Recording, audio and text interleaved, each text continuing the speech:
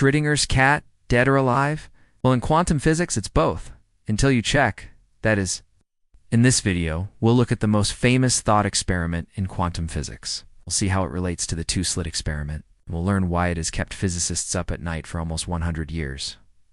Let's get started. Thought experiments are a physicist's best friend. They let us explore the implications of a theory without having to build anything. Just ask any physicist and they'll tell you their favorite thought experiment. Maybe it's something like this one, where you try to figure out whether time travel is possible. Or maybe it's this one where you try to work out whether the universe is really a hologram. But there's one thought experiment that stands above the rest in terms of fame, and that's Schrödinger's cat. It's been popularized by countless science books and TV shows. But what actually is the story behind it? Well, as with a lot of stories, there are two versions. The first version comes from the physicist Erwin Schrödinger himself. He published it in a 1935 paper entitled The Present State of Quantum Mechanics. In the paper, he described a scenario with a cat in a box. That cat would be both alive and dead until someone looked in the box. However, that's not the full story, because Schrödinger was trying to come up with some weird and spooky example. He was actually trying to highlight an issue with the current state of quantum mechanics. Let me explain. Here we have a box with a cat and a device that's supposed to measure whether a particle is in a particular place. In this case, it's a radioactive atom. If the atom decays, the device releases a poison and the cat dies. Now, according to quantum mechanics, this atom exists in a superposition of states, meaning that it's both decayed and not decayed. So when we put it in the box, we also put the cat in a superposition of states. That means that the cat is both alive and dead until we measure which state the atom is in. When we open the box, we're measuring the system. That measurement causes the wave function to collapse, and the cat goes from being in a superposition of states to being in just one state, either alive or dead. Now, this story makes perfect sense if you think of it as a game. But when Schrödinger wrote his paper, physicists were thinking of quantum mechanics as a real description of nature. So here's where the second version of the story comes in. It turns out that Schrödinger was not a fan of quantum mechanics. He didn't think it was a good description of reality. He didn't like the idea of a wave function collapse either. So he came up with this cat example as a way to ridicule quantum mechanics. He wanted to show that putting quantum mechanics into practice would lead to absurd conclusions. But while he intended the cat example as a criticism of quantum mechanics, it became its most famous illustration. Why? Well, in part, it's just a great story. A cat that's both alive and dead is certainly intriguing, but in part, it's also so popular because it highlights the difference between the math of quantum mechanics and our everyday experience. Let's take a step back and remember what the math says. According to quantum mechanics, objects exist in a superposition of states. This means that a particle can be in two places at once, or that the cat can be both alive and dead. But then we open the box and we find that the cat is either dead or alive. So where's the problem? Isn't this just a case of our everyday experience contradicting the math? Not exactly. The issue is that we need to figure out what counts as an observation and what doesn't. If I close my eyes and imagine that I see a blue sky, is the sky blue? No, it's not. It's only blue in my head. So just seeing something isn't enough to make a superposition collapse. We need to figure out where the wave function goes, where the cat goes when we look in the box. This is where things start to get difficult. Some physicists think that the wave function actually disappears when we make a measurement. Others think that it just changes what it describes.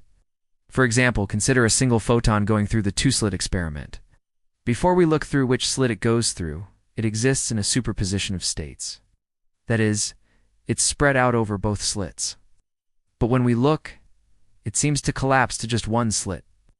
In that case, we could say that the wave function changes what it describes.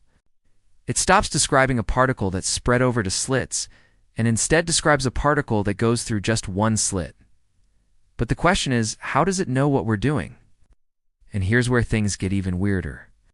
One interpretation of quantum mechanics says that the wave function doesn't change at all. Instead, everything is still in a superposition. However, when we look in the box, we don't see both the dead cat and the live cat. We only see one of them. So which one did we see? Well, according to this interpretation, we saw both.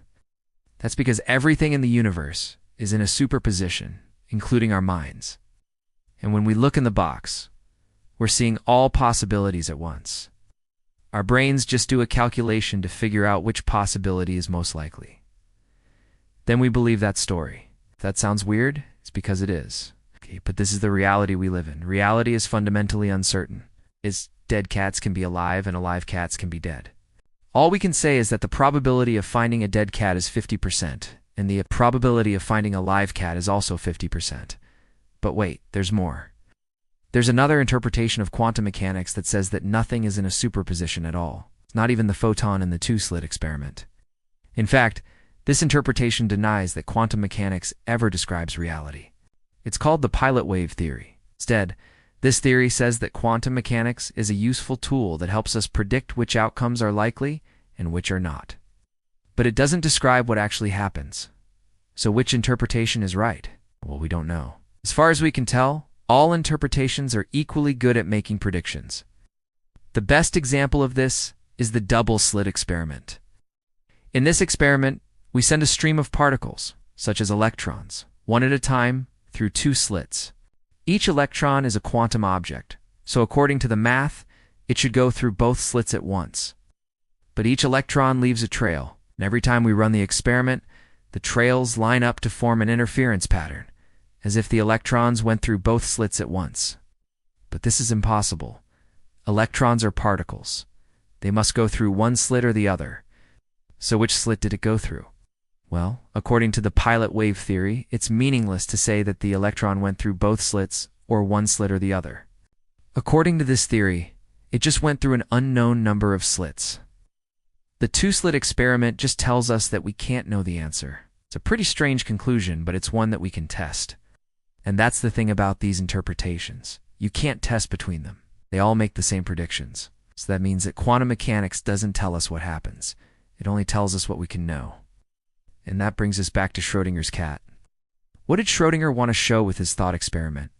Well, he wanted to show that if quantum mechanics were true, it would mean that cats could be in two states at once. But that's not what quantum mechanics says. Cats can't be in two states at once. Cats are big. They weigh something like 5 kilograms. And you can't have a 5 kilograms object in a superposition of states. That requires something like 10 to the power of 300, 500 particles. Yes, that many. So Schrödinger's cat can't be in a superposition of states. But that's not because quantum mechanics doesn't work that way. It's because cats aren't quantum objects. Schrödinger's cat illustrates that quantum objects behave differently from big things. And that's the lesson from this story. Quantum reality is weirder than fiction. Thanks for watching.